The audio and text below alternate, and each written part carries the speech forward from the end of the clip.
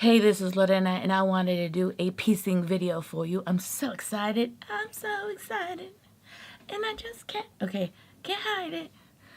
Anyway, that's my singing little thing, okay? So in this video, I wanted to share with you why I'm making this block. You can make a really cool looking quilt top like this. Yeah. I'm going to download PDFs of different types of quilt blocks or quilt tops that you can make if you do this quilt block on Lorena's Quilting Facebook group.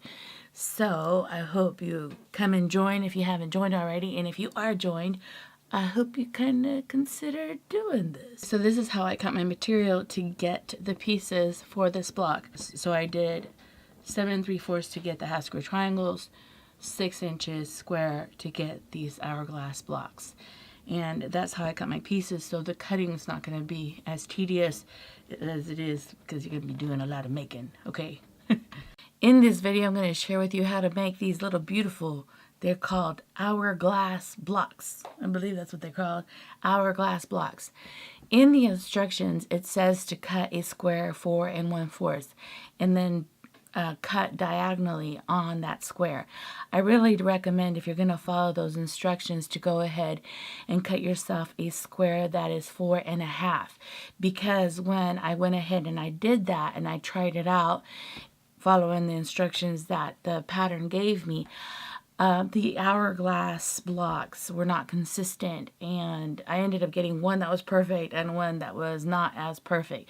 So in this video, you're going to see several clips of me going ahead and cutting my fabric into a light and a dark. You piece a dark and a light together on your sewing machine, and after you do a set of 2, then you piece 2 sets together and you end up having this beautiful hourglass. If you do it this way, you are going to have to go back with your ruler and you're going to have to trim it to the size it needs to be. Also too, I want to share a couple clips of when you don't cut your hourglass blocks well. Like I said, I did this and it didn't work out the way I wanted to, because one area, when I did trim it down, there was a thicker area of one color and not pointy like you want it to be, pointy like on all ends. So I'm sharing with you several clips on where I didn't cut it well and it didn't look right. If you cut this wrong, it's not going to piece well. So I'm just letting you know how this can kind of not work out. I'm also sharing with you another way of how you can do these hourglass blocks. What I ended up doing is I cut myself a piece of fabric that was 6 inches square, and I did a light and a dark. What you go ahead and do is, after you cut yourself that 6-inch square, you sew all the way around. And after you sew all your pieces together, then you get your rotary cutter and cut diagonally all the way across. When you do that, you're going to end up having 4 half-square triangles. And this makes beautiful half-square triangles that I believe were 4 inches in measurement. What you end up doing after you do that, you snug up the 2 half-square triangles, you snug them together being opposite, and you rub them together. And you see in this video clip where I went ahead and I pinned on one area and I'm folding it back to make sure that you can see a straight line. Before I forget, I also drew a line diagonally, so that I knew that I would need to sew on the right side of that line that I drew and on the left side of that line that I drew. Once you have sewn down on the opposite end of that line, you're going to go ahead and trim on that dark line. What's going to happen then is you're going to go ahead and open. Now you have 2 sets of hourglasses and you're going to open them. What I noticed when I did that with these, it seemed like there wasn't that much warpage or shifting or wonkiness. It ended up cutting better, and trimming, I just had to trim down a little bit to get it to the size that I wanted. Now, I also wanted to share that these hourglass blocks need to be 3 1/2, okay? 3 1/2. Now, earlier this week, I did a tutorial on how to make accurate half-square triangles. I went and did the magic 8, so I cut my fabric 7 3/4. Make sure you cut your pieces accurate. And also too, I went ahead and drew a diagonal line on both opposite ends, and I also drew center lines on both sides, the top and bottom and the right and left. Now after I did that, I got on my sewing machine and of course sewed on the opposite ends of the diagonal line and cut all those dark lines and trimmed them down. And here you see that I had a whole bunch of half square triangles. I had 8 of them. I did go back and measure all of them because I want to make sure that everything is accurate. One of the things I learned in piecing half square triangles is even though you may not have to do it, go back and make sure that your half square triangles are the size that your pattern asks you to make. Now this is the fun part of the video. This is my favorite part, but it's also the part that can get kind of difficult, okay? So what I did is I set up all my pieces together the way the pattern shows me how to put my pieces together. And I started working on 2 sections at a time.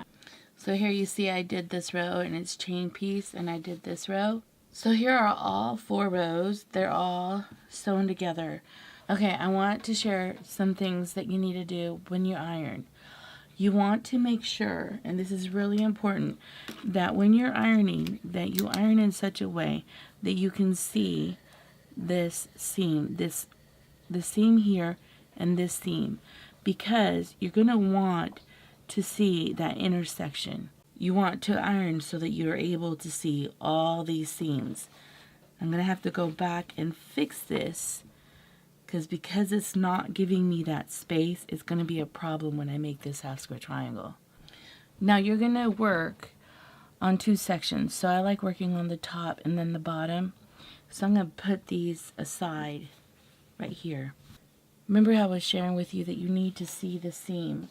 And that's really important because you're going to get your needle, and where this seam, this line and this X go, okay? You're going to put your needle right above it. Right there.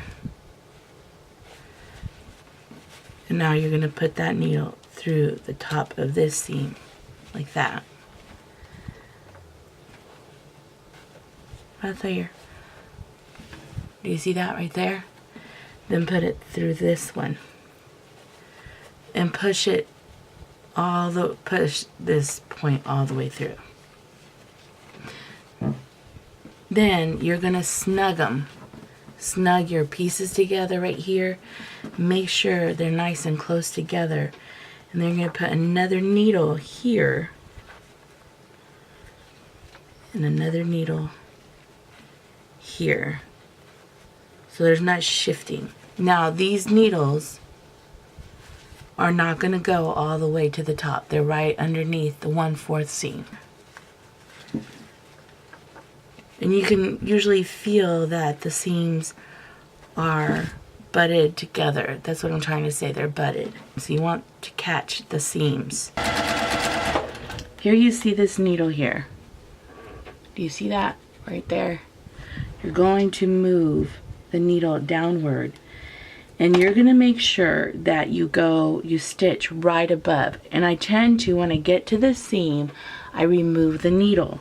So, I line it up like that, right to the seam, bam.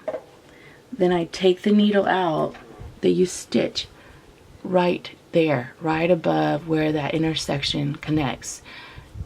Make another intersection where that intersection is. Now it's right there. Pull the needle out. These are low enough to where they're not on the 4th or where the needle is, so you're not hitting the needle. Align your fabric if you can. You're now on the seam. Bam.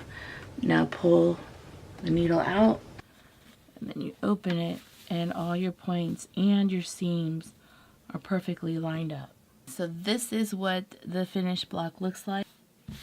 All these beautiful half square triangles.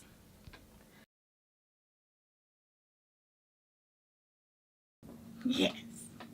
Yes. Yeah, I got to sew yesterday and I'm getting to sew this week. I'm scheduling into my life to do some piecing. So I'm really excited. Ask our triangles. It's okay for you beginners. It's okay. You can do this. Okay? And for you advanced, you got this. You got it. Okay, so in this video, I wanted to share with you why I'm making this block. If you make this block and you make like 4 across and 4 down, which would be, I don't know, 1, 2, 3, 4, 12 blocks, you can make a really cool looking quilt top like this. Hey, this is Lorena, and I know